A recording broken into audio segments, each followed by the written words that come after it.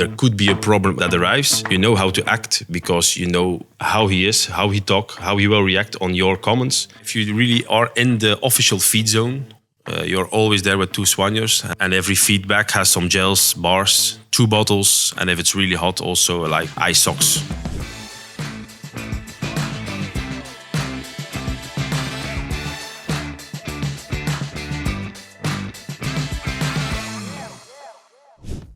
Welcome to the Castelli podcast. I'm your host, Søren Jensen. The singular goal of this podcast is to bring you various stories from the world of Castelli as we are joined by cyclists from all levels and disciplines, nutritionists, coaches, mechanics, and other interesting people from the world of cycling. On today's episode, I've invited one of Soudal Quick-Step's Soigneurs on the show because as we all know, during a Tour de France, each team employs around 4 to 5 soigneurs. They are expected to provide a range of services from treating major injuries to giving the riders a massage in the evening. They're first people to rise in the morning and last to hit the deck in the evening. The days are long for a soigneur, while no 2 days are even the same. There is no general routine. So let's welcome Kevin Verstaen on the show. Did I pronounce your last name correct? Yeah, pretty good. Was Verstaen, but Verstaen I can accept. So let's welcome Kevin Verstaen on the show. Kevin, welcome to the Castelli podcast. Why don't you start telling listeners how you transferred from being an amateur cyclist to work for multiple cycling teams and ended up on one of the world's biggest cycling teams, Soudal Quick-Step? Thanks for the welcome. So hello to everybody. So I'm Kevin Verstaen, now 35 years old next month. I started as an amateur cyclist indeed when I was 14 years old. Then I was a bit too fat and my father say, look, now you have to do something, otherwise you will never find a girlfriend later in your career. So I started a bit sport, being on the bike, because my father loved cycling at all. And then a few months later I started my first races. First 2 years was nothing. Then a few years later I became a bit better and had some good results. But then you become 19 years old, you start to work, you find that girlfriend finally, so you don't have too much time anymore to train. And then we start, because that 5-6 years we was a cyclist, we loved cycling more and more. So I thought really fast we have to stay in cycling, but it's not easy. Was not really my opportunity to do it full time as a pro soigneur or something like that. I was just happy to work in cycling. So I started with junior teams in Belgium, where I had some riders who are now still pro. So it's nice to see them back. I think I did it 4, 5, 6 years with the juniors. Then I go to BMC development team, where I met for the first time as a sport director Klaus Lodewijk, who is also now in this team. I was 2 years there and then the team stops. And one day in the evening, I got a phone call from Frey Pollentier, is now the chief soigneur, the head soigneur in our team, but I don't know him. He said, I had your number from a colleague from me, and we are looking for somebody to work in our pro team. The only word I really understand was the pro team, but I thought it was only for 50 days. So I say, why not? Yeah. It's really a good opportunity. But at the end, he said, it's for a full-time contract and the pro team. I say, full-time, I don't know if that's possible because also of my wife. So I say, I have to speak about it to her. But about which team we speak? And then he said, about Quick-Step. And then I said, okay. In my mind, the deal was already done. Okay, we do it. But okay, after discussion with my wife, we said, okay, we try 1 year and then we see. And now it's my 7th season in the team and I hope to go on 30 more years in this team, I hope. So really happy to be in this team as a soigneur. So that's a bit a short story about how to become in this World Tour team, but I'm still happy to be a part of it. Yeah, so that's 7 years. So you started in 2017. The end of 2017, yeah. Because when you work for a World Tour team, and especially the Wolfpack, what I see is that this is one big family, or it's your second family. I think that's the same thing for everyone else on the team, including the riders. Yeah, for sure, because sometimes you think people are thinking, it's about commercial thing, they call it Wolfpack, but it is, if you are 180 days a year together, that you become more than colleagues, you become family, really friends, family. You some of them you see more than your own wife or other parts of your family. So it needs to be your second family, because you work together, you eat together, you sleep together, you never really have a private moment during the day. So you need to be family with problems and everything like in a normal family. But it is for sure, it is really like a family. And the Wolfpack is known as a good family, and I have to agree, it is. Yeah. It is for sure. Everything just have to click, especially when you're in altitude training camp and there's not much else to do. When the training, the massage and everything is over, and it's the same day in, day out, because how long do the riders stay in altitude? For 2-3 weeks? I mean, you just got back from Isla 2000, you told me before. Yeah, they did already, before Dauphiné, the most riders of the Tour did already in Sierra Nevada, then they do Dauphiné. So they have 3 weeks in Sierra, 10 days in Dauphiné, and a few of them goes for, I think, another 14 days in Isola. So they are more than 2 months together before the Tour already. And part of the staff is also there. So I don't say it's not easy always, but at the end, if you have good stuff and a good atmosphere, it's really nice, because also like in Isola was like a bit Christmas, because if you have the chalets on 2000, you see the snow on the tops. You have the typical chalets with the lights outside, even some Christmas trees on the wall, because it's typical for there. And then you put the fire on in the evening, you are playing cards together. It's really like if you are at home during Christmas time. That's perfect if you have to be a long time together. So really nice, really nice. And it's also the perfect thing to bound between people and get to know each other a little bit better, because you know that you're going into a grand tour where everything can happen. It will have its ups and downs. You know, some of the people on this team, you know, even better than some of your family relatives. For sure, because normally during the year, you sleep always, as a soigneur, you sleep most of the time together with a bus driver or mechanic. So for sure, and when you go to bed, you have some talks, and how more you sleep together, or how more you work together, or how more you eat together, for sure, then you go more and more private in details during your conversation. So you know about his family, you know about his past, you know something about his future he wants. So that is always, at the moment, there could be a problem that arrives.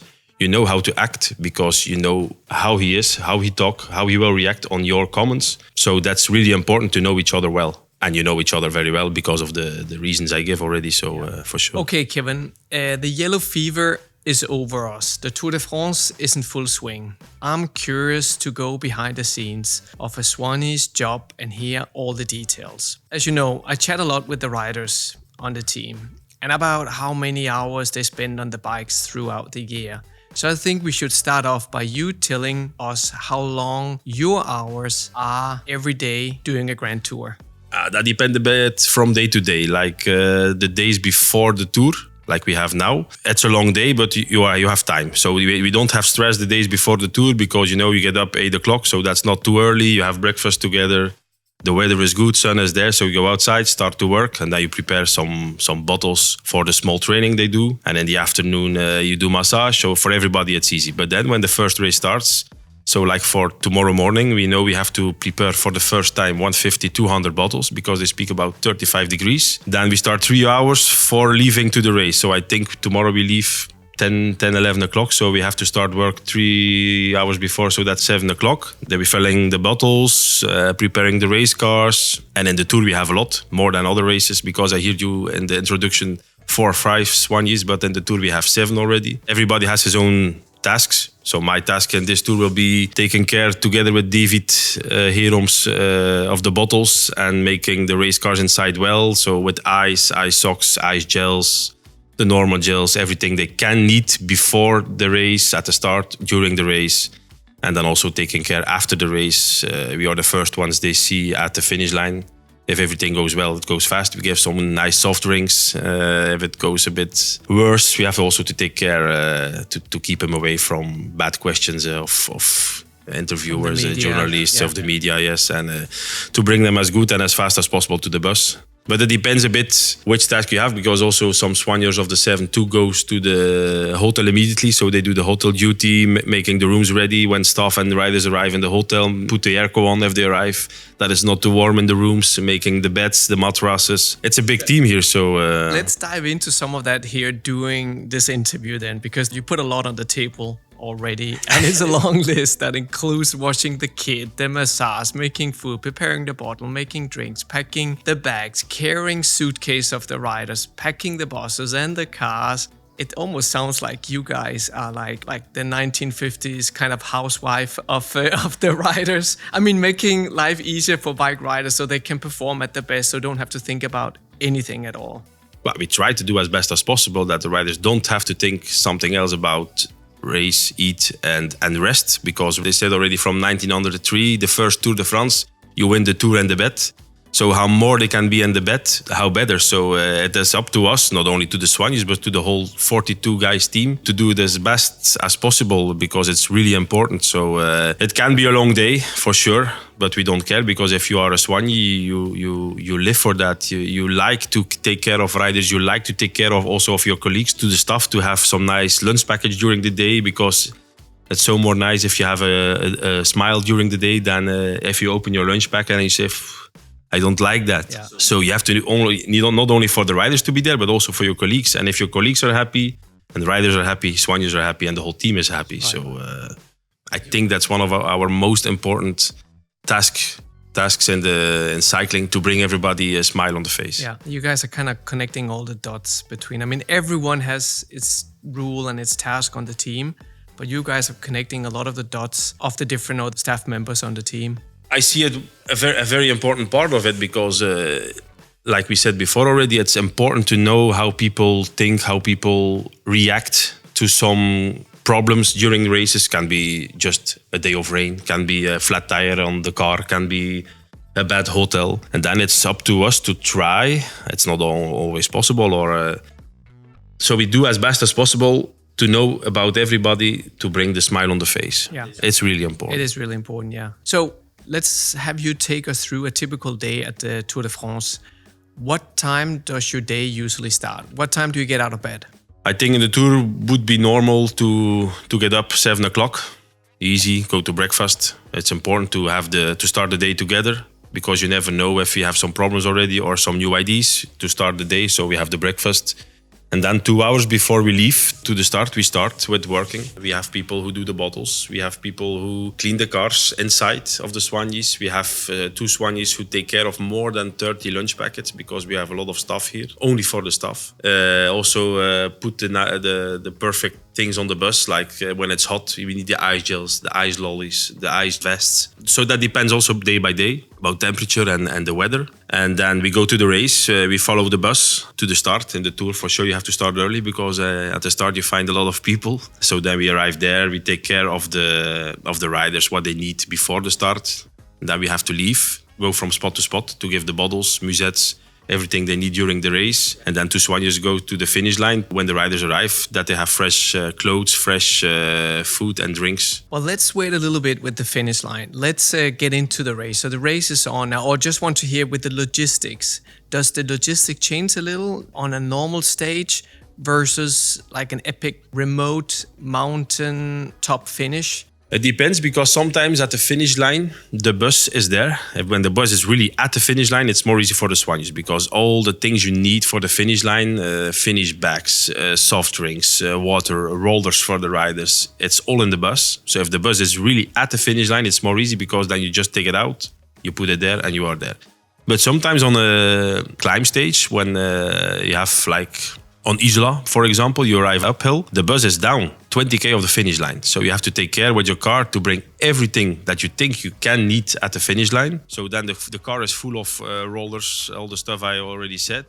So that's more hard for the soigneurs to do the finish line, to think, to don't forget anything.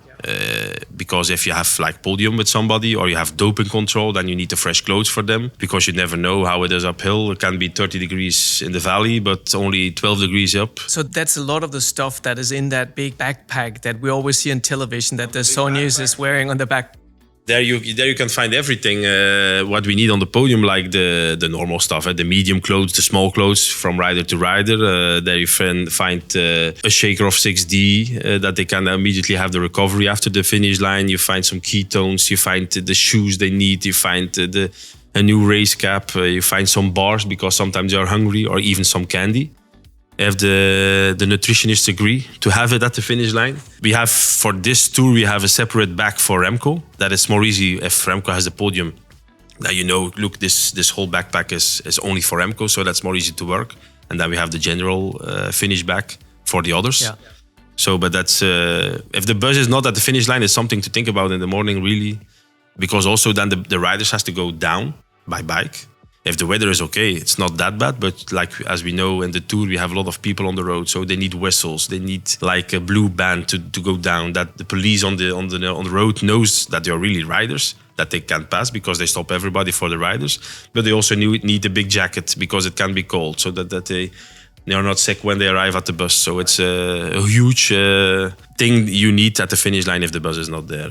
Depending also where the bus is parked, but how long would the descent usually be in general, on average? Well, it depends how far it really is. If it goes down, it goes faster. It depends also of the people on the road. But if the bus is like 15k, then it will take 20 minutes to go down. Yeah, it's a long descent still. Yeah, and then you got a lot of people especially because of the people, it's dangerous also. And they also want to see their idols other than the stars, and they do not understand that they shouldn't really try to interfere with them when they're descending. No, true. Like we all know, if you are one day with friends on a climb, I can imagine there also pass some other stuff than only Coke Zeros. So at the end of the day, maybe we have some people a bit drunk, and then people start to do stuff that they don't better do, and then they want to stop riders. So it's not always safe to go down. So for this is also we have the whistles and some police on the road, but not always that safe for sure. And then later on, then you will drive down, or the other soigneurs will drive down. That will usually then be with one of the team cars, or was that a podium car? If there is a victory on that stage, there's always one car that needs to stay and remain for the winning rider, correct? Yeah, correct. So if you have somebody for doping control or somebody on the podium, we have one car who needs to be there. Here is at car 22. Yeah. So we know car 22 have everything inside, also like a recovery box with a recovery meal and some soft drinks, some boots to have already a bit of massage in. So that's the car who is always at the finish line instead of a doping control or podium. But the problem then is if you have control or a podium, you're one of the last guys who take the descent, and then for sure already many cars, many buses are in front of you, many people come down by bike, some campers of tourists go down, so you can't have a lot of traffic to go down. But we have to say in the Tour, normally it's good arranged that they stop every member of traffic who is in the Tour to bring all the people of the Tour first down. Safe. Yeah, safe. That's good. Yeah. No, everything is really well organized. That's for sure. You can say in the Tour sometimes I hear you love it or you hate it. I really love it because in our sport I think it's the biggest race. Yeah. We cannot I think it's the biggest race, more than the Worlds maybe. And everything is well organized. Maybe sometimes too much, but if you have every day 1 million people on the road, you need to be well organized. I like to do that race because of the organization. Yeah. I really like it. Yeah. Really. Sometimes for sure you have problems, but if you have all that people on the road, problems will arrive for sure. Of course, yeah. What about before leaving? So if they arrive at the finish line, we give some soft drinks and cherry gels, and then they go as fast as possible to the bus, if the bus is up, and they go into the bus and take the shower. If they go down, we don't have backpacks, we just take a good jacket and maybe some towel around the neck, and they go down by bike fast as possible. Yeah. Because if they do the descent during the race, they don't even have a big jacket. So as fast as possible, the jacket and go down. Yeah. Coming back to the stage, in the feed zone, there's like the halfway point usually. Yeah. We always see on television those moussettes of food bags being handed out with foods and drinks. How many bags are usually prepared for 8 riders? 8 bags. So if you really are in the official feed zone, you're always there with 2 soigneurs, and both they have 4 feed bags in their hand, and every feed bag has some gels, bars, 2 bottles, and if it's really hot, also like ice socks. We call it socks because it's like from the socks of women, where you put ice in, and then we have some ice socks for the riders. But that's only when it's more than 27, 28 degrees. Yeah. And that's all you can find in the feedback. So it's something about 2-3 kilo, I think, at the end. But for each rider we don't give always for each rider the feedback, because sometimes they don't need it, or it's a bad moment during the race, because you never know how fast the race goes on that moment. But we have, for each rider, we have something in our hand. Could you also personalize what drinks or food you give to the riders during that a stage? Depends. You can say if you are in 2, you can say imagine that Gianni Moscon asks 2 waters, because normally we have like 1 energy, 1 isotonic in a feedback, and maybe Gianni wants that moment only 2 waters. We can say the second one has a feedback with water, but it's not easy to do, because if they are all 8 straight after each other, you can only give the feedback. So if Gianni is arriving and they go 50k an hour, it's too fast to change your feedback. So you try to keep everything standard, what's in the bags. Yeah. For sure at the official feed zone. If you are on the road alone with just some bottles, then it's more easy to change the bottle. But in the feedback, normally you can find in the feedback what the leader of the riders want. And normally in every feedback you find the same as the stuff for the leader. For the leader, yeah. How many bottles will you have to prepare for a hot summer day? Like tomorrow, it's going to be the first stage of the Tour de France from Florence to Rimini with 35 degrees Celsius. So tomorrow is the first day. So then always we have to make more bottles, because then from day 2, we move the bottles a bit from box to box. But like tomorrow, I think we have 7 teams on the road and we have 2 race cars. So that makes 9. I think we'll be close to 150 bottles for the first day. Then Sunday will be less, but tomorrow will be 150 bottles. They don't take all the 150 bottles, but they still need to be prepared. Yeah, the bottles, yeah. And in total, we have 2,500 bottles to the Tour. And I know last year, I remember we have like 75 bottles rest who are not used. So we only almost used 2,500 bottles. Wow. That's some pretty good calculation still. Yeah, you have to. Otherwise, if you bring only 1,000, that's not enough. And if you bring 4,000, that's way too much. So we know it's something between 2,000, 2,500. But and the Tour normally is the most warm period of the season. So we bring 2,500. And they go fast. They go fast. Can imagine.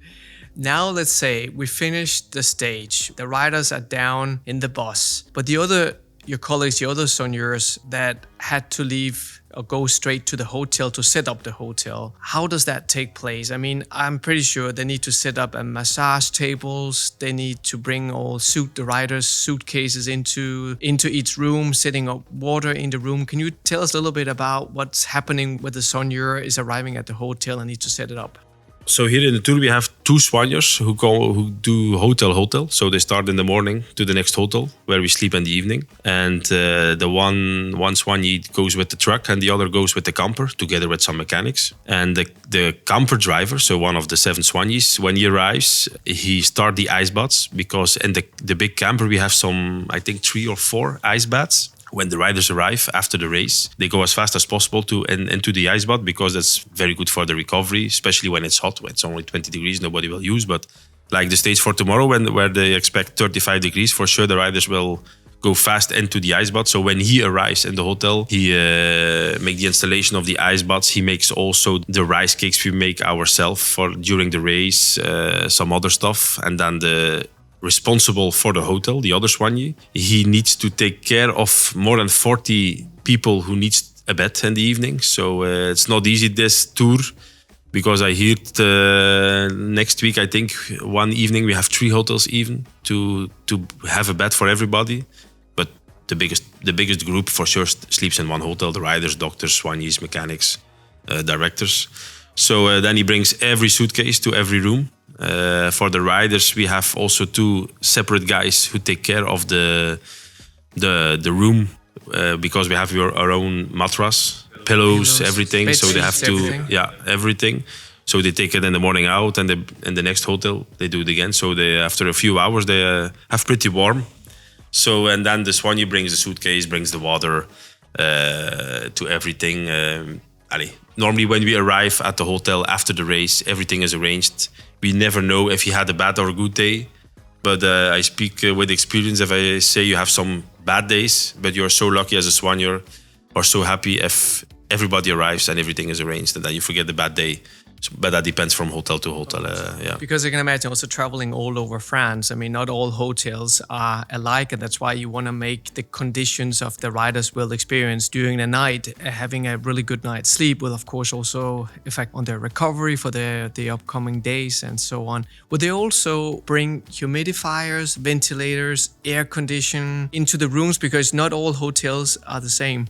No, for sure, because sometimes, and I don't complain any hotel, because if you have a bad hotel, there is always something positive about also. But in the past, we had a lot of air conditionings with us. But normally now, even in companies, we find air conditioning, so we don't bring it anymore, because it makes always a bit noise also. So air conditioning we don't bring anymore, but we have like something cooling. I don't know the word very well in English, but we put on the beds that cools the bed. We have also some ventilation systems in the rooms, only for the riders for sure. Because sometimes you arrive, like we had in Dauphiné with Remco, if you arrive in a room with carpet, and like Remco has an allergy, then you really in the morning you get up, the eyes are thick or he has to cough.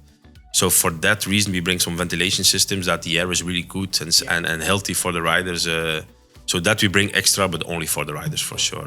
I was not aware of that. That's interesting. What about then also the rider's suitcase? Are there any of the riders that always bring those extra gadgets? So the Soigneur always have to carry that 30 kilo heavy suitcase, or are they all packed pretty light? Well, I don't have the suitcases in my hand for this tour for the moment, but I remember some riders, as the Danish champion Kasper Asgreen. If you have 7 suitcases in your hand, something about 17 kilo, and then you have the suitcase of Kasper Asgreen, I don't know what's in, but it's like 35 kilo. So I don't know what he brings with him. But for sure there are some riders, but even some stuff also, that has more kilos than the other. I don't know what they have more than the others, because they only need race clothes and underwear and maybe a letter from their girlfriend. But some of them have a lot of letters, I think, from their girlfriend or something. But it depends really from rider to rider from the kilos, for sure. I know that Kasper is a really big fan of the Danish porridge or the oats. So maybe he just brought 10 kilos extras of Danish oats. 3 years ago, when the start was in Denmark, or 2 years ago, when Michael Mørkøv was still with us, I need to go to the shop immediately and I have to buy 100 cannets of Foxe Conti. And from then on, I like it also because it's like a bit of Sprite, it's a soda. And I remember my suitcase was also heavy because I have all the Foxe Conti with me. So it's really, so that's possible. Kasper Asgreen also take some stuff of Denmark with them. It's possible. It's possible. Nice. So now we're getting to the massage. I've heard from some of the riders that you give a fantastic massage. I hope. Also, I think if a soigneur doesn't do a great massage, the person's not going to last very long because nobody wants anything to do with them. Is that true? It should be like that. I mean, we don't speak about our own massages to other soigneurs because we think if the rider don't complain, we have a good massage. So if it's not good, I hope the riders will tell their soigneur or to somebody that they can improve or that the team can do something about. But normally, if you have a bad massage and you tell it, I can imagine if you don't improve, you will not stay a long time in the team or in cycling. Even maybe he can do some other stuff very well, but massage is an important part in cycling, so it needs to be well. It's very important, and it's not only taking place during racing. It's also when you have the training camps, and even sometimes, I think also with individual riders, they go on a smaller training camp, either solo. Sometimes there's also the soigneur joining for this day. Is that correct? Yeah, for sure. I think it's physically for sure very important because it's proven that it's still the best recuperation after a race or a big training. So for sure it's very important. So also on training camps we do at least 1 time in 2 days. It depends how many soigneurs you have. Also at home sometimes if riders are not so far away from one of the soigneurs of the team, they can ask for a massage because physically it's important, but also mentally. Also here in the tour, if you arrive after the finish line, you have media, 200 guys of the press who are asking questions, and you arrive in the hotel again with a lot of fans who want to have their selfie or an autograph. Then you arrive in the room of the soigneur, and you have 1 hour your phone next to you, and only the soigneur talks to you or some music. And it brings some mental rest also. It is. So also for this is really important. It's like almost like meditation. Yeah, it is. So what do you actually talk about? Do you try to steer away from cycling-related topics, post-race comments, something completely different? Do you let the rider just start the conversation? Because if the person wants just 1 hour completely silence, how does that usually unfold? That really depends from rider to rider and from race to race. Because like here, the days before the tour, there is no stress. So you have more conversations with the riders than after 2 weeks tour when everybody is already a bit tired. So that really depends. But mostly of the time, my rider starts on their back, so face to face. So we can start the conversation, but fast, you understand. because also you know your riders after a while, what they want. So if they start a conversation, you have like 15 minutes talk, 20 minutes talk, and then they turn around. And if they keep on talking, you keep on talking. But sometimes they are quiet, and then you know, okay, now the next 40 minutes we keep it smoothie and quiet, and we let the music play in the background. Yeah. But about what we talk, it also depends. Like yesterday with Gianni Moscon, we spoke about his apple juice he had here from us, 30 liters, because at home he has a company with only apples. He's the 5th generation, I think. So then we speak 1 hour about tractors and apple trees and everything. Nice. But maybe today in the afternoon we will speak about the first stage, how it will go on with tactics. So it really depends from day by day and from rider to rider. Really. Also that confidence there is between the rider. Yeah. For sure, if you have a rider the first time during the training camp in December, the first questions always are, new in the team, if I do something good, if I do something not good, please tell me, how are you, your last team, how it was, this, you have girlfriends, children, the normal questions. But then if you are more and more on the road, it's like your colleagues, you become friends or become more than colleagues at least. So you know how riders, what they want after a while, you know what they want. Yeah, you know them, and you get to know them even sometimes even closer than, not saying your wife, but almost, because you have the feeling, you know, when things didn't go as planned during the stage or during the race, where maybe it's just better let them, you know, get out with all the aggression and other things, and you also celebrate the positive moments with them. Yeah, that's very important, because a rider who wins at the finish line, you don't need to take care of him, because the whole world is admiring him, but you have to take care of the rider who is on the gruppetto or who has a crash or a bad day. Yeah. That's the rider you have to take care, because they really need. But the rider needs also to trust you, and he can only trust us to be always correct with them, to respect them. And for sure, it takes a while to have the trust in each other, for sure. But after a while, it arrives, and then they can tell their problems if they want. They don't need to. We are there as a brother, as a father, like they want, or just a friend. Sometimes we speak about cars, we speak about nice girls, just the normal stuff in life. But that arrives only when you trust each other. Also, the soigneur needs to trust the rider, because it's not because that the rider say a problem to you, you have to go immediately to a sport director. That as a soigneur, you have to feel when you need to say something to the director or to the doctor, that you say, there is a problem, maybe you have to take care of it. Because if you say something that they don't want you to say, they don't trust you anymore. And then you lose the connection with your rider for the future. Right. So important. Also, that 1 hour that they have together with you or with the soigneurs is probably those 60 minutes where they can really detach themselves, because when they get back down to the dinner table, there will be other staff members talking to them or other riders, but that's their 60 minutes of, I don't know what to say, like mindfulness during a very busy day and weeks at the Grand Tour. Because in the Tour, the finish is most of the time between 5 and 6. Then sometimes you have a transfer of 1 hour and more. So we arrive 7, 8 o'clock. They go as fast as possible to the massage. Then they have 1 hour massage. At 9 o'clock, they arrive at the dinner. Then it's already 9 o'clock. Yeah.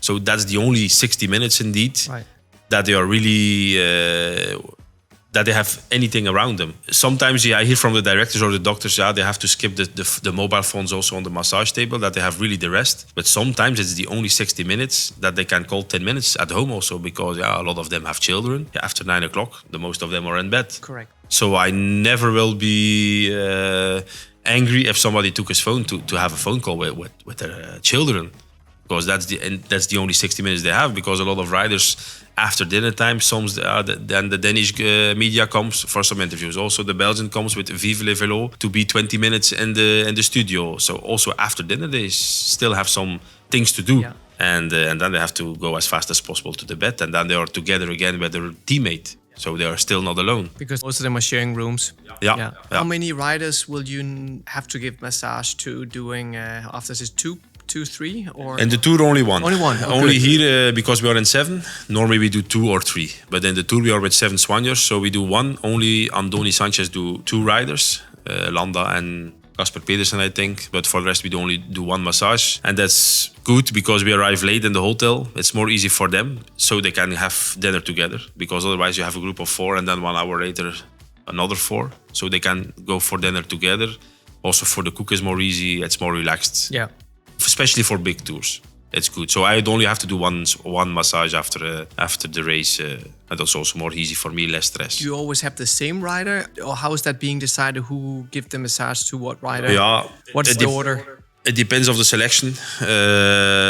Remco goes always with David if David is in the race. Like Mikel Landa goes always to Andoni when Andoni is in the race. And then when you have your I have Gianni Moscon now, and that will be for the whole tour till Nice. Yeah. Normally when we start the race with 1 or 2 riders, we keep the same riders.